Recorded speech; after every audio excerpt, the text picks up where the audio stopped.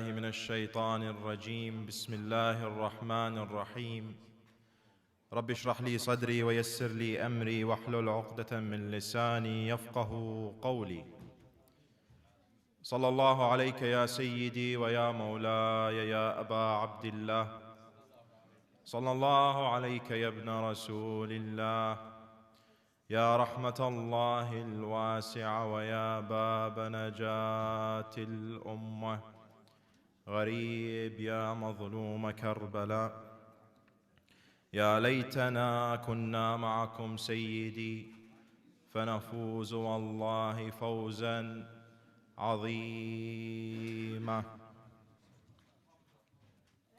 قال الله تعالى في محكم كتابه الكريم بسم الله الرحمن الرحيم واعبدوا الله ولا تشركوا به شيئا وبالوالدين إحسانا. صدق الله العلي العظيم. لتعجيل فرج مولانا صاحب العصر والزمان ارفعوا أصواتكم وعطروا أفواهكم ونوروا مجلسكم بذكر الصلاة على محمد وآل محمد.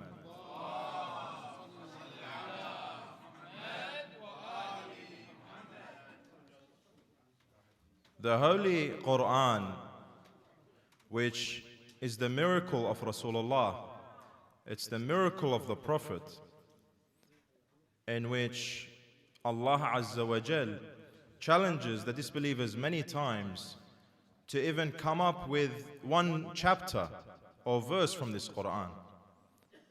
And Allah states that if it was from anyone other than Allah Azza wa Jal, then you would have found that there will be a lot of differences or a lot of contradictions within it.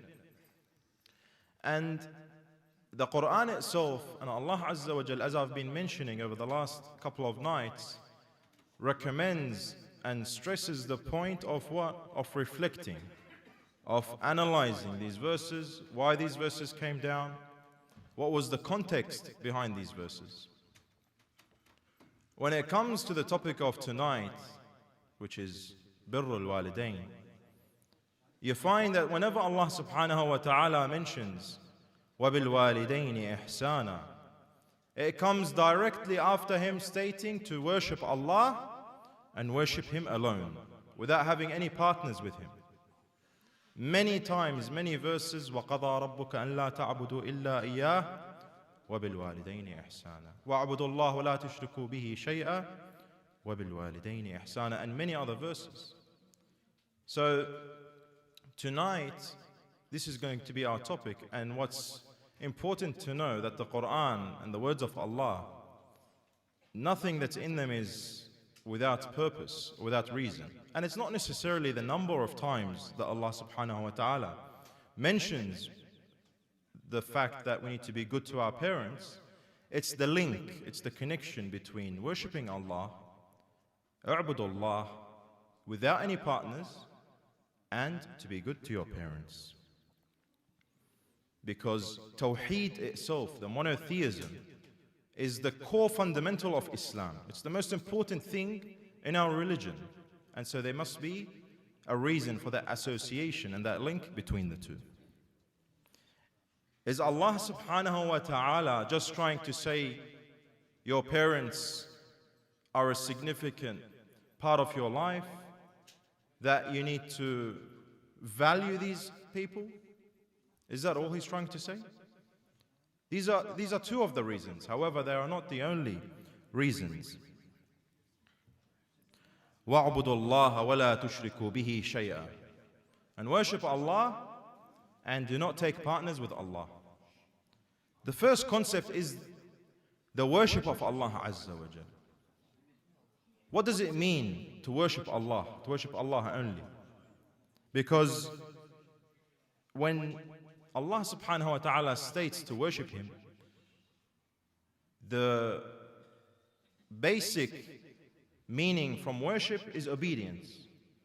To worship someone, to worship Allah Azza wa Jal, is to obey His commands, to obey His orders. When He tells you to do something, you do it. And when He tells you to not do something, you don't do it. That's the core essence and meaning of worship, of ibadah. And you find that today there are a lot of people even Muslims who will fall in the trap of shirk. And it's not necessarily on purpose, sometimes it's inadvertently, by accident. You're a Muslim, you're a believer, but you're committing shirk at the same time. How? There's a number of different examples we can use. The first is that Allah subhanahu wa ta'ala says, أَلَمْ أَعْهَدْ إِلَيْكُمْ يَا بَنِي آدَمَ أَنْ لَا تَعْبُدُوا الشَّيْطَانِ. Allah subhanahu wa ta'ala says, O mankind, did I not order you to not worship the devil, to not worship shaitan, to not worship Satan? Now Allah is not necessarily saying that those are people who are worshipping Satan himself literally, or bowing down to Satan. What it means is that whenever you listen to the whispers of shaitan, whenever you disobey an order of Allah and obey the temptations of shaitan that are around you, you're worshipping shaitan in that sense. And then Allah says, أَفَرَأَيْتَ مَنِ اتَّخَذَ إِلَهَهُ هَوَاهُ. There are people who worship their desire. And we spoke about this last night. How does someone worship their desire? How does someone make their desire their God? Ilahahu hawa. Meaning that whenever you have a desire, you go out and do that desire. You desire a forbidden relationship, you desire to acquire money in a forbidden way, you go out and you follow your desire without thinking about anything else. You've created or you've made your desire your God. And then Allah subhanahu wa ta'ala says, in terms of other ways or other things that we can worship, there are people who worship money. يَا أَيُّهَا الَّذِينَ آمَنُوا أَنفِقُوا مِنْ طَيِّبَاتِ مَا كَسَبْتُمْ. Oh, those who have believed, give from the money that Allah has blessed you with. Now, when we said that worship or ibadah is obedience, you listen to what you are told. That money that's sitting there, that money is telling you what? Telling you, don't spend me, save me, you'll need me, keep me. And Allah subhanahu wa ta'ala orders you to give from your money. What happens when you listen to the money? You're worshipping the money. And when you listen to Allah Azza wa Jal and you give from that money, you're worshipping Allah. Anyway, there are many examples. And the other example, the final one in terms of shirk is وَلَا تُصَعِّرْ خَدَّكَ لِلنَّاسِ. There are people who worship their own selves. Their arrogance gets to them. They think they are superior to other people. They walk amongst people thinking they're better than themselves. And they worship themselves. These are all types of shirk. These are all types of shirk. And having partners with Allah Azza wa Jal. Now when it comes to the types of worshipping Allah Azza wa Jal, there are also different ways to worship. Different types of worship of Allah Azza wa Jal. The first is to think and to reflect. Thinking and reflecting is a form of worship, a form of ibadah. In the sense that when you sit down and you reflect on the planets, the oceans, the seasons, and everything around you, you are remembering Allah Azza wa Jal, and that's a form of ibadah and worship. We can have financial ibadah when you give zakat, when you give sadaqah, physical ibadah, by praying, by helping others. The narrations say that smiling in the face of a believer, of your brother, is a ibadah. Looking at your parents in a loving way is a ibadah, a worship. So any action that pleases Allah Azza wa Jal, that's in line with the commandments and the orders of Allah Azza wa Jal, is a type of ibadah. Now, why did I spend this time talking about ibadah and the importance of ibadah when the topic for tonight is birrul walidain? Because to understand there's a link between ibadah, between the worship of Allah Azza wa Jal, Allah is saying, and being good to your parents. So we need to understand that's a preface of what ibadah is, what worship is. Now, what are the links? Why is Allah Azza wa Jal establishing this connection between worshipping Him alone, and being good to your parents? The first thing is that Allah Azza wa Jal is the ultimate creator. He created everything in existence and everyone. However, Allah subhanahu wa ta'ala placed natural causes, natural reasons.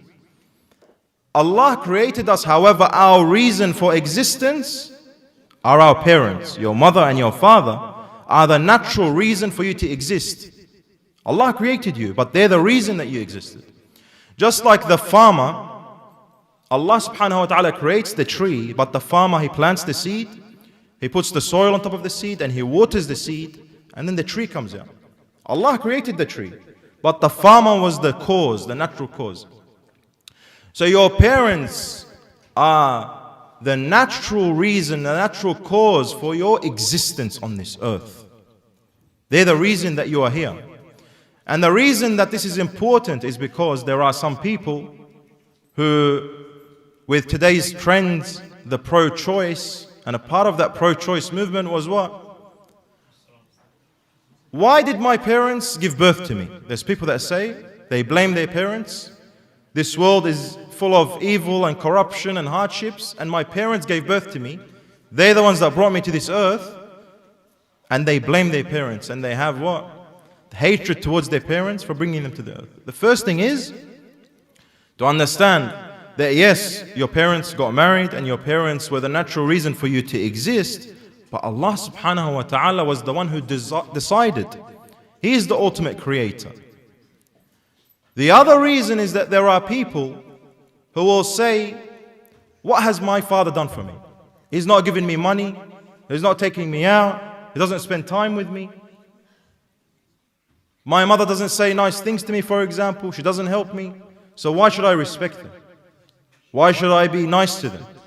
Why should I take care of them? Allah subhanahu wa ta'ala is saying that the reason is that you exist on this earth. The reason is that you can breathe, that you can walk, that you can talk. You are here today because of your parents. They don't need to do anything else. Your mother carried you for 9 months. Can you carry a 20 kilo bag, for example, now for 10 hours a day? Every day for 9 months? Your existence on this earth is because of them. And Imam Zainul Abidin alayhi salam, he puts it perfectly. In Risalat al-Huquq, he says, in terms of the rights of the father on the son, Haqqul walid ala al-walad, he says that you know that he is your origin. وأما حق أبيك فأن تعلم أنه أصلك وأنك فرعه وأنك لولاه لم تكن فمهما رأيت في نفسك مما يعجبك فاعلم أن أباك أصل النعمة عليك فيه. Regardless, your father, the right of your father is that you know that he is the origin and you are the offshoot. That without him you would not exist. That anything that you see in yourself that's nice, anything in your personality, is because of him. وَحَقُّ أُمَّكَ, and your mom's right is that حَمَلَتْكَ حَيْثُ لَا يَحْمِلْ أَحَدٌ أَحَدٌ. She carried you in a way that no one carries anyone. And she fed you in a way that no one feeds anyone. And she handled the cold to make you warm. She got hungry to feed you.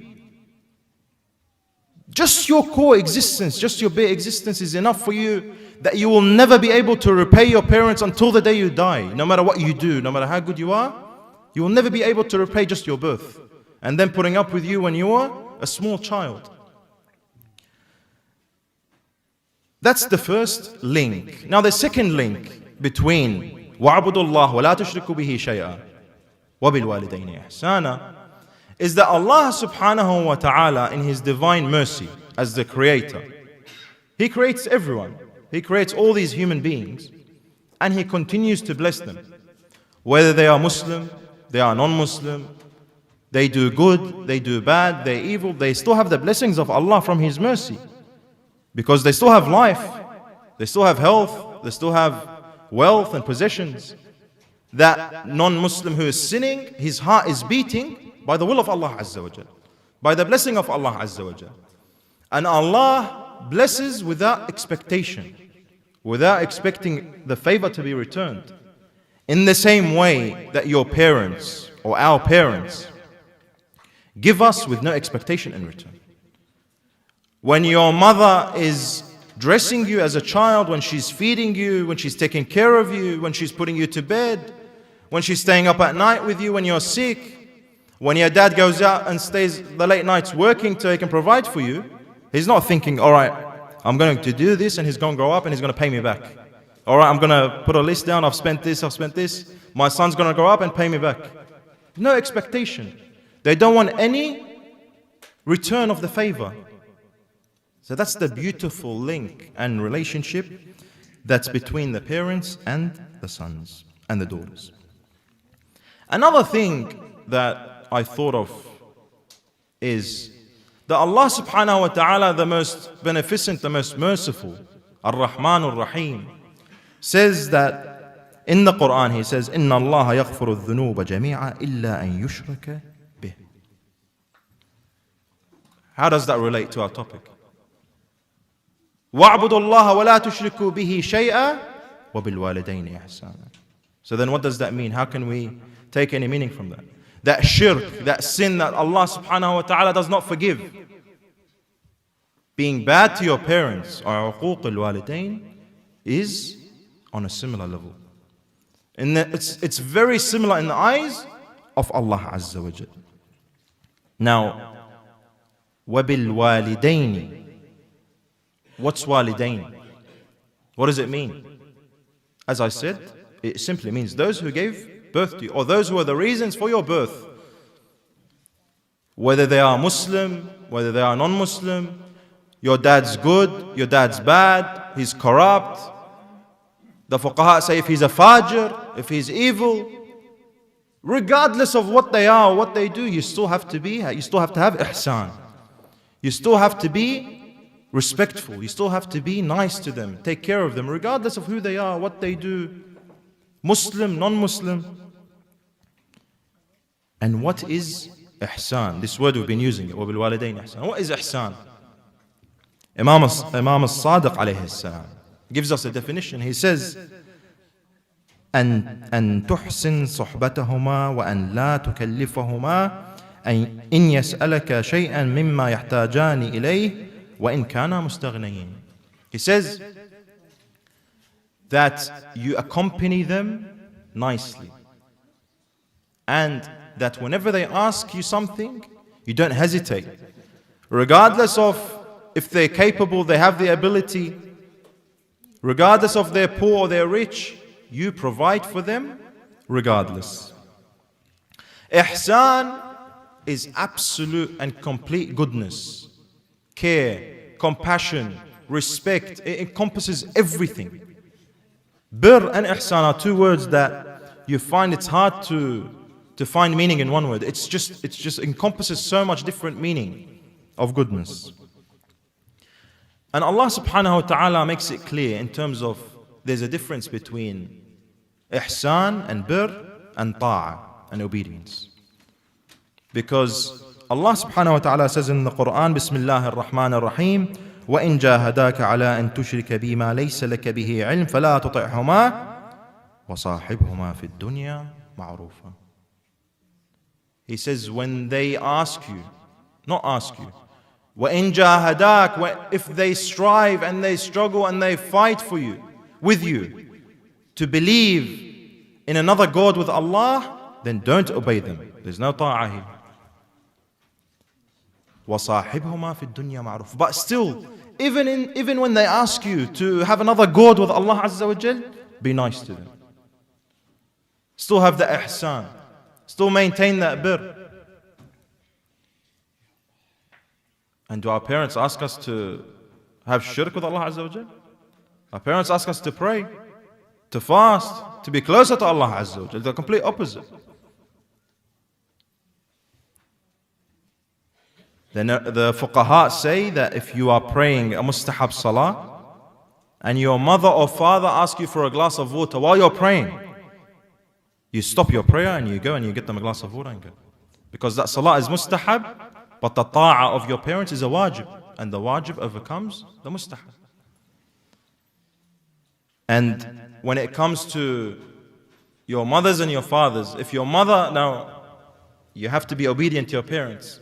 What happens when your mother asks you to do something and your father asks you to do something else? The fuqaha say that. Some of them say you don't listen to either, because now there's what? There's opposing requests. But most of the fuqaha and a lot of them will say what? You listen to your mother. You take your mother's side. If your mother asks you to not do something, your dad tells you to do it, you listen to your mom. That's the place that the mother has. Because Rasulullah makes this very clear. He says, "Al-Jannatu tahta aqdamil ummahat," not the abbahat. Ummuka thumma ummuka thumma ummuka thumma abak. Your mom, then your mom, then your mom, then your dad. Because what is the mom, brothers and sisters? The father can sleep at night. If his son's out, he can sleep. You'll sleep, you'll have a deep sleep, nice deep sleep. Your son's out with his mates, with his friends, he'll come back in the morning. The mother doesn't sleep. She's awake all night until her son comes back home. That relationship and that connection is like no other. There was a story of a man who came to Rasulullah, and Rasulullah declared general jihad. Jihad that everyone has to come. Anyone who can. So this young man came to Rasulullah, and thousands of others joined the jihad. He came to Rasulullah. He says, "Oh Rasulullah, I've answered your call for jihad. I'm here, I have my weapon ready." He says, "However, when I left, my parents were crying." Rasulullah says to him, "Why were they crying?" He said, "Because I'm their only son, I'm the one taking care of them, and they started crying when I left." What does Rasulullah say to him? Jihad, fi sabilillah. He says to him, "You, right now, you pack your things and go back to your parents." He says to him, فَوَالَّذِي نَفْسِي بِيَدِهِ. He swears by Allah Azza wa Jal. لَأُنْسُهُمَا بِكَ يَوْمٌ وَلَيْلَةٌ خَيْرٌ مِّن جِهَادِ سَنَةٍ كَامِلَةٍ فِي سَبِيلِ اللَّهِ. He says to him, "I swear by Allah Azza wa Jal that them spending one night and one day with you while they enjoy your company is better than jihad fi sabilillah, fighting for the sake of Allah, risking your life for one whole year." And not just any jihad, jihad under Rasulullah, under the Prophet, with the Prophet for 1 year is not equivalent to one night that you spend with your parents while they enjoy your company. So your parents may not need, or they may not need much from us. They may not want us to provide for them, to do all these things. Sometimes all they need is your presence. Sometimes all they need is just to see you doing well, to see you doing healthy, comfortable. And never underestimate the prayer, the dua of your parents. The prayer of your mother, the prayer of your father. There was a young man in the time of the Prophet, and he was on his deathbed. And his family was around him in Sa'at al-Ihtidar, and they were trying to make him say the Shahadatain. He wouldn't say the Shahadatain. His mouth would not be able to say the Shahadatain. So they go and they call Rasulullah. They say to him, "Oh Rasulullah, this young man, he's going to die. He's on his deathbed, the final moments. We're trying to make him say the Shahadatain. He won't say the Shahadatain."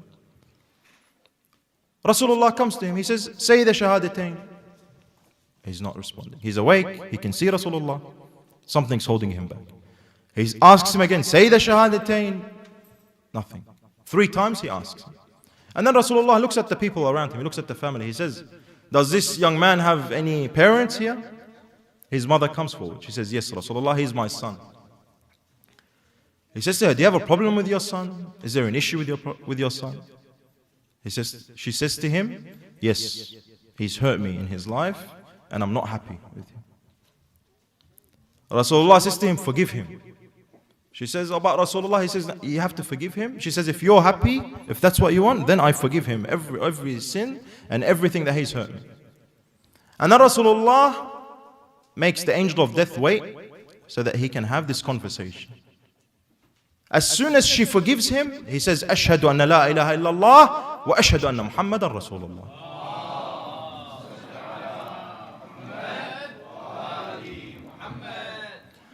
So then Rasulullah says to him, "Explain to me what you were seeing." He says to him, "Rasulullah, oh Rasulullah, before my mother forgave me, I can see this dark figure, dark person that's evil, and I can see him choking me and stopping me from talking. Yet as soon as my mother forgave me, that person vanished and there was a beautiful angel in front of me. That dua, that when your mother is happy with you, is the key to your success. The key to your tawfiq in this life, in every aspect of your life, when your parents are happy with you. That's what's going to what? Give you the ultimate success in this life and in the next. In Karbala, in Ashura, we have many examples of birr. The first is of Imam Zainul Abidin alayhi salam, who was extremely ill, extremely sick, can barely move. Yet when Abu Abdullah al-Hussein, when he hears his father alone in Karbala and saying, Alam al-Nasir yansuruna, gets his stick and he can barely, he's dragging himself towards the end of the tent. To what? The first is to reply to the call of his father, and obviously for the jihad fi sabilillah. The second is Al-Qasim ibn al-Hasan, who is 13 years old. And then this brings us to the point of birr al-walidain is not necessarily only when they're alive. Obedience is when they're alive. When they die, you can be a bar for your parents, you can be good to your parents when they're alive, wa'aq, and bad when they die. Or you could be a aaq during their life, and someone who is a bar and dutiful when they die. Al-Qasim ibn al-Hasan, that 13-year-old boy who has that birr, shows that birr towards his father Al-Hasan alayhi salam by following his will and by going and sacrificing his life for the sake of Abu Abdullah al-Hussein.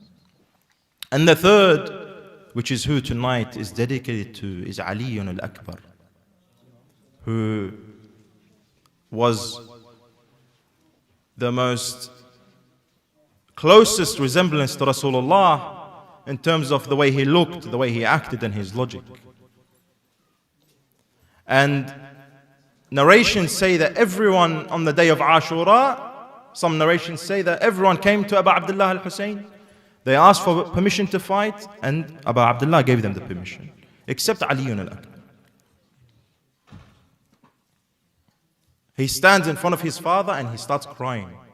And his father's crying and he hugs him, and they fall to the ground from how close the bond is in the relationship. They talk through signs, through their hearts.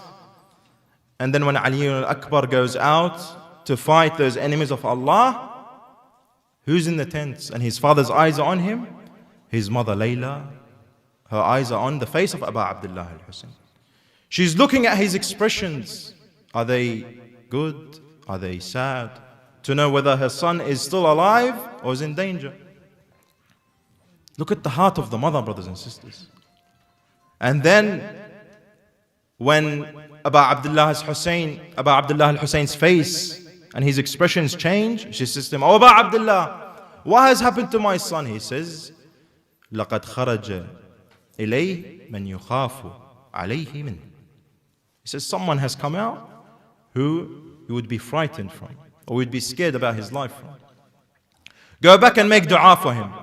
She goes back to the tent and she makes dua. She says, Oh Allah, just like you returned Yusuf to Yaqub, return Ali to me. And then Ali al-Akbar was successful. He defeats that warrior and comes back to what? To Abu Abdullah al-Hussein. What does he tell him? He's going. He says, go back to your tent and see your mom and hug your mom.